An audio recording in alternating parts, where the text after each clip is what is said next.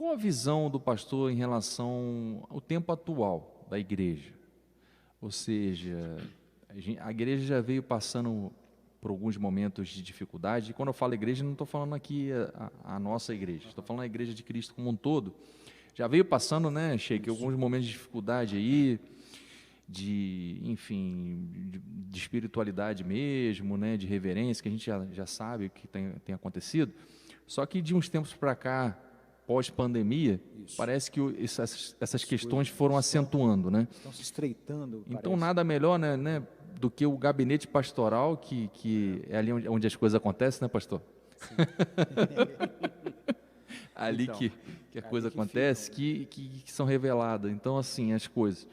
Então, queria que o pastor traçasse um panorama que o pastor pôde observar nesse período aí pós-pandemia, de todos os problemas. Dá para dizer que nós estamos vivendo um princípio das dores? Não sei. Quem tinha ansiedade, precipitando nisso, potencializou 10 vezes mais. Quem estava fraco já caiu de vez. Então, assim, todos esses problemas parece que foram potencializados. Exatamente. Então, como é que o pastor vê isso? Foram intensificados, a sua pergunta é uma pergunta muito pertinente, né? E eu tenho conversado com muitos pastores, né? Seja por telefone, né, ou pessoalmente, e todos eles têm dito a mesma coisa. Houve uma queda, né? Queda na participação, queda na frequência, queda no interesse. Está tendo questão financeira também, né, pastor? É importante a gente falar todos os aspectos financeira aqui. Também, houve um declínio financeiro. E as pessoas também, elas estão mais sensíveis, né? Os problemas de relacionamentos, vamos dizer assim, dentro de casa, eles geralmente se agravaram, né? Muito divórcio, né, pastor? Muito divórcio, se agravaram. Problema também de relacionamento entre pais e filhos também se agravaram. E uma coisa que eu tenho percebido também é que, eu digo isso porque, além de pastorear, eu dou aula em seminários, né? Eu dou aula em seminários. Eu ia tocar nesse ponto. Dou aula em 3 ou 4 seminários. Então, eu tenho visto aí um esvaziamento do seminário, tá bom? Esvaziaram muitos alunos. Na realidade, isso já vinha acontecendo há um tempo já, mas intensificou agora. Então, e eu tenho percebido também uma ausência dos jovens no seminário. Eu tenho visto muitas pessoas mais idosas. Nosso sonoplasta aqui. Uma aguinha. Obrigado. Só uma aguinha aqui, pastor. Aqui. Pode servir o pastor. Maravilha. Maravilha. Obrigado. Esse é o nosso sonoplasta. Diácono também. Valeu, Valdinho. Nota 1000 para você. Então, eu tenho presenciado essa falta de interesse. A preocupação minha... O pessoal não está engajando mais, não né? Não está engajando. Quem vai ser o líder da igreja na próxima geração? Né? Porque eu estou vendo poucas pessoas preocupadas com o ministério. Preocupado com adquirir conhecimento. Adquirir preparo. Muitos estão querendo pregar, fazer as coisas, mas... Sem preparo nenhum. Sem preparo nenhum. Não querem o preparo. Queimar a pestana. Exatamente, né? Então, pastorear hoje está sendo muito difícil. Desculpa. Mas o apóstolo Paulo diz, né, na carta dele para Timóteo, quando ele fala para Timóteo que quem deseja o episcopado, excelente obra deseja, né? Então, o episcopado é uma excelente obra, né? É recompensador, é uma tarefa nobre, você está pastoreando, né? Você está cuidando de pessoas, mas é necessário que a pessoa seja chamada e tenha convicção da sua chamada. Eu estava conversando com um dos professores do seminário, o Dr. Murilo, né? Esse faz um PhD lá em Dallas, e ele estava falando bem, eu estava compartilhando com ele numa conversa pelo Zoom, e falando como as pessoas sumiram da igreja, como vocês viram aqui hoje, né? Sim, sim. E o pastor, Dr. Murilo, falou bem assim para mim, se o pastor hoje for olhar para os bancos vazios, ele vai desanimar. Então, ele falou isso aí. Desviar o olhar, né? Você tem de olhar, pregar como tivesse os bancos cheios, né? Se você for olhar para... Nossa, aqui não é banco, mas a cadeira, né? Se a gente for olhar para as cadeiras vazias, a gente fica desanimado. Se fosse um fenômeno europeu, né? Eu queria que, exatamente, um fenômeno europeu, que é o que está acontecendo lá na Europa e que está vindo aqui para o Brasil, que parece esse secularismo, né? Que talvez seja, talvez matéria para um outro assunto, talvez, sim. esse secularismo aí, esse ceticismo, né, que também tem entrado na igreja e tem atingido muito, principalmente os jovens da igreja. É verdade. Os jovens da igreja, né, aqueles que estão entrando em universidades, né, estão sendo muito bombardeados, e a gente pode perceber que estamos tendo poucos jovens na igreja. Né? Para você ter jovens na igreja aí, tem que fazer muito movimento, muita coisa. Para poder, atrair. E tá mesmo assim, Cadu, é árduo. É árduo e muitos jovens, às vezes, infelizmente, não conseguem perseverar, né? Eu percebo que a juventude, ela gosta muito do oba-oba, vamos dizer assim, dentro da igreja. Ela quer o que ela não encontrou lá no mundo, ela encontra na igreja e essa juventude firma. Agarra nisso. Mas, de uma certa forma, é uma proposta não muito adequada, né? Mas é uma proposta que muitas igrejas, vamos chamar assim, igrejas emergentes, têm feito para poder resgatar alguns jovens.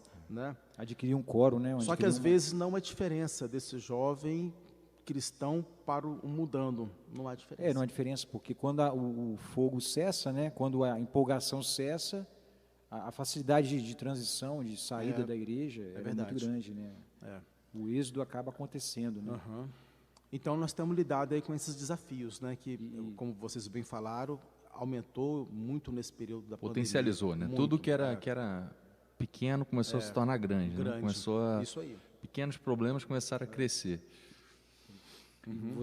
Nós vemos, assim, muitos líderes, né? Vamos dizer assim, religiosos, eles querem, como a gente já falado, não quer o preparo, não quer buscar o estudo, não quer buscar o conhecimento, eles querem uma facilidade. Porque é muito fácil você pegar e construir um templo, ou alugar um local e colocar pessoas ali e sair falando coisas de você mesmo.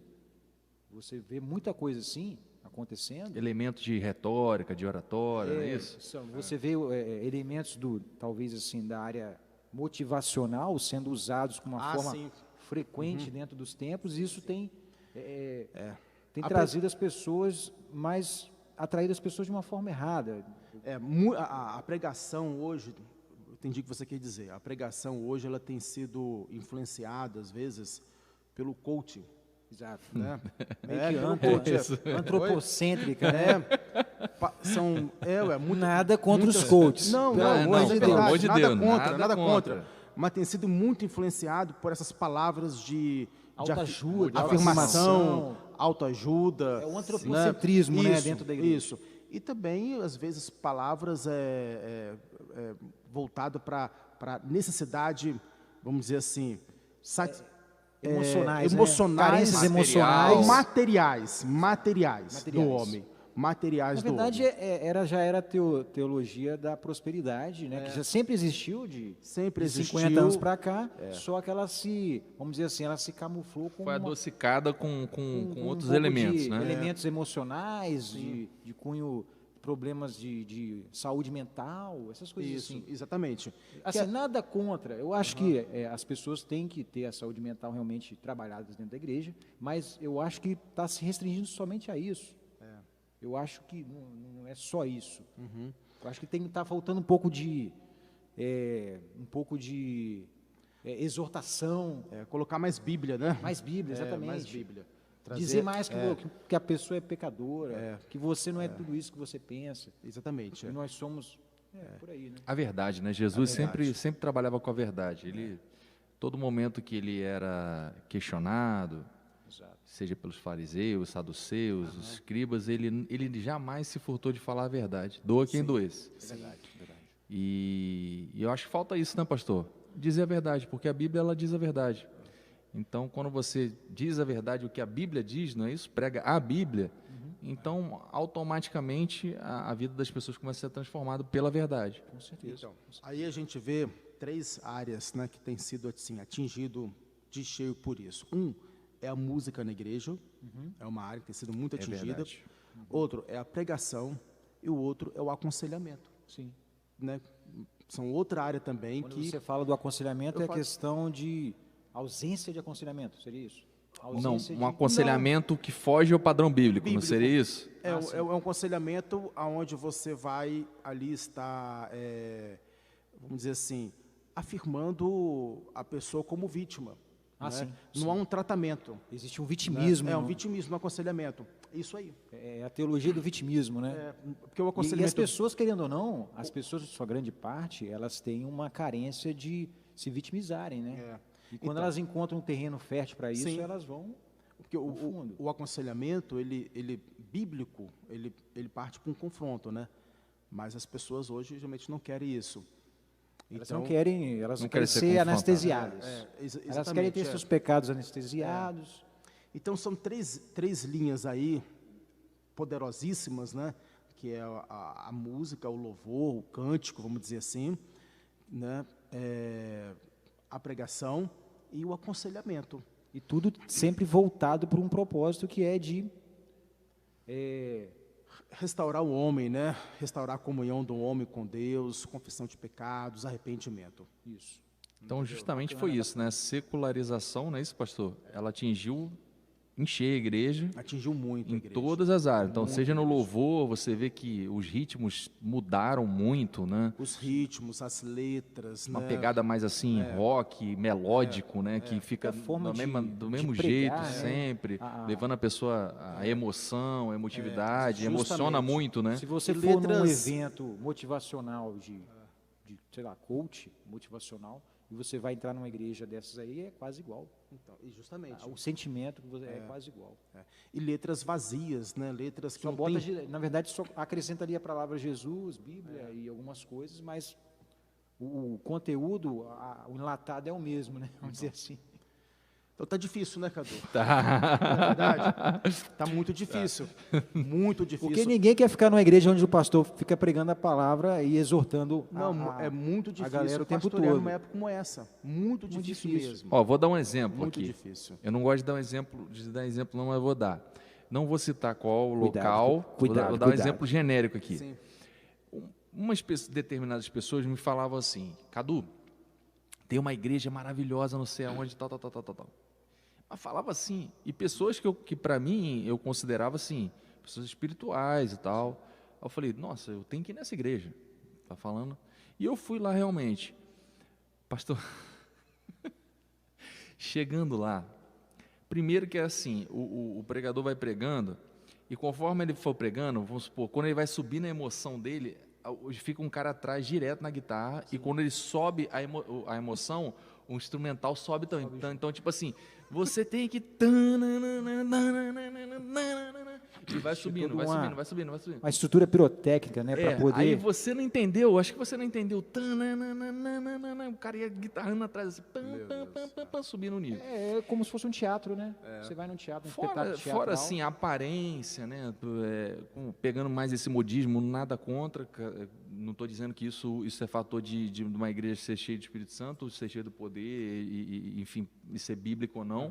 Mas tornar a aparência da igreja preta, pintar ela toda de preta, aí eu estou até numa questão meio polêmica, mas assim, eu particularmente, eu não me sinto bem no ambiente todo preto, que até onde o negócio de incêndio que é vermelho está preto.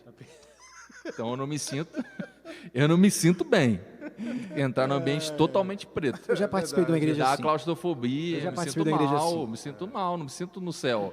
Me sinto Cara, eu me sinto mal, tem cara. pessoas muito radicais que condenam a igreja a ser preta. Por exemplo, eu conheço uma pessoinha que ela fala, essa igreja aí não é de Deus, não. Toda pintada de preto. Isso aí tá...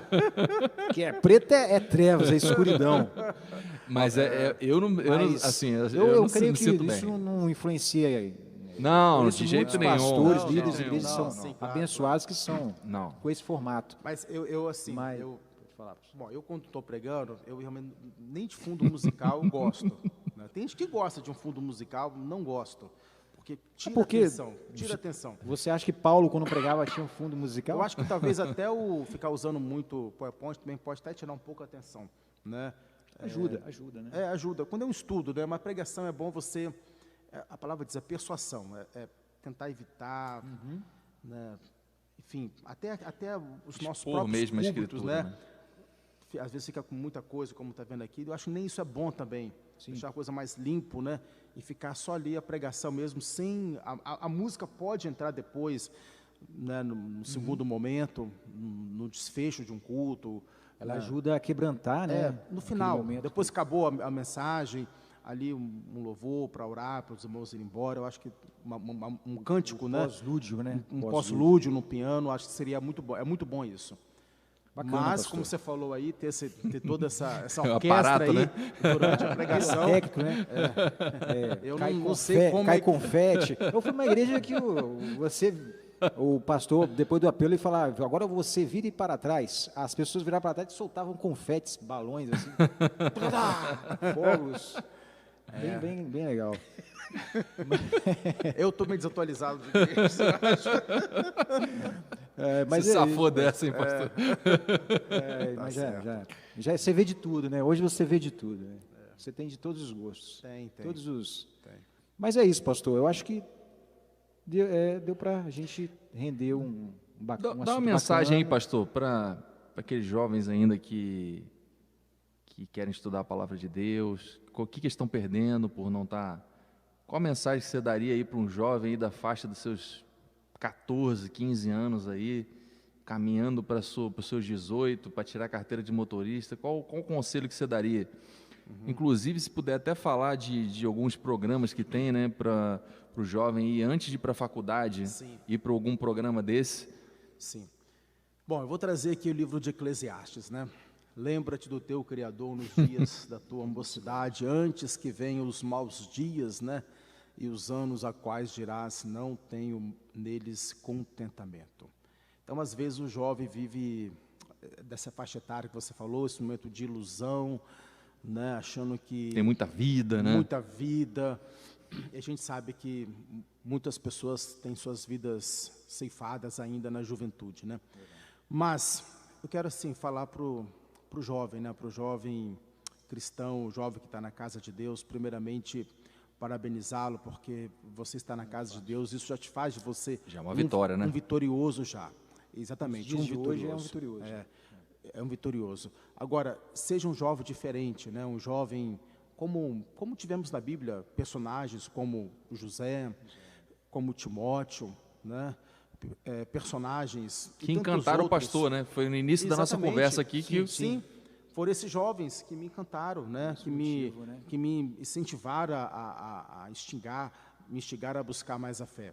Então, e alguns desses jovens também têm chamado, né? E a igreja precisa identificar esses jovens que têm chamado e canalizá-los eles para um estudo, dar a eles a oportunidade para que eles possam, né, ou pregar, ou dar aula, ou ministrar louvores, né? Enfim, ou servir como diácono. Então, a nossa função como pastor aqui é identificar esses jovens, né, que tem chamado e dar a eles oportunidade e recurso para isso. Existem alguns programas, eu estava até ontem conversando junto com o pastor Márcio e o pastor César, que é o pastor diretor lá do seminário de Petrolina, justamente sobre isso. Sobre esse programa que nós vamos tentar planejar, trazer aqui para o Estado do Espírito Santo. Ó, primeira mão aí, hein? Essa aí é a primeira mão, hein? Primeira mão Aqui mesmo. no Virada Cast. Que é o quê? Só aqui no Virada Cast. Que é o quê? Que é trabalhar em parceria com esse seminário, tá bom? Do jovem, quando termina o seu ensino médio, antes dele ingressar na faculdade, ele tem um período aí de 1 ano, tá bom? De treinamento na área de caráter, devocional, Caneta na cabeça, né, teologia. pastor? Estudando muito, né? Justamente, para quê? Mas você vai perder 1 ano? Não vai perder 1 ano. Por quê? Eu tenho um professor lá do mestrado que ele trabalha com o Ministério de Jovens de universidade. Ele fala que de 10 jovens cristãos que entram na universidade, isso é estatística, 6 se afasta dos Olha caminhos só. do Senhor. Muito forte, hein? Essa se afasta estatística do caminho do Senhor. É brutal, hein? brutal. Alguma coisa está sendo propositalmente Justamente. inculcada O aí. doutrinamento das universidades tem distanciado os jovens. É guerra, lá né? é guerra. E o jovem, se entrar lá despreparado, ele vai ser, Vai ceder infelizmente, à tentação. Então, alguma coisa que pudesse preparar o jovem. Né? Então, nós estamos aí vendo uma forma em fazer parceria com o seminário, tá bom? Para que possamos preparar não só os jovens da nossa igreja, mas aqueles que assim querem. Isso aí, vamos anunciar depois, Né? posteriormente, Sim, sobre vamos- isso daí. Vamos falar mais sobre isso daí. Sim, o pastor vai estar conosco aqui na igreja em dezembro. Bacana. E nós vamos dar prosseguimento a esse trabalho. Pastor, eu creio que... Vamos encerrar, então? Vamos encerrar. Quer encerrar com uma oração? Sim, com certeza. Senhor, muito obrigado por este momento, por esse bate-papo, por essa conversa. E com certeza essa conversa vai ser bênção, vai ser um canal, ó Deus, talvez de tomada de decisões para algumas pessoas que estão nos ouvindo, Senhor. Que o Senhor possa abençoar todas as pessoas que estarão participando, que estarão ouvindo, aonde nossa voz vai estar chegando. Ó Deus, que ali possa chegar também a Tua palavra e que o Senhor possa abençoar os ouvintes, ó Deus, desta conversa, no nome de Jesus. Amém. Bacana, pastor. Pastor, Muito aí. obrigado. Bate aqui. Aqui, ó. Obrigado. Virada cash. Virada cash. Primeiro. Primeiro de muitos. De muitos. Pessoal, Amém. grande abraço. Valeu. Durmam com Valeu. Deus. E até Edivaldo. a próxima semana. Nós vamos... Agradeço ao Edivaldo, Valdinho. nosso sonoplasta. Isso. O shake tá próxima aí, ó. O semana- shake vai estar aí, hein? O shake vai estar aí. Ó, o shake. Olha o shake aí. O Sheik fala português. E na próxima semana, quem teremos talvez a Tânia, esposa do pastor, para estar falando sobre família. Já, Tânia, já. Vamos marcar. É isso aí. Pessoal, boa noite, um grande abraço a todos. Boa noite. Valeu.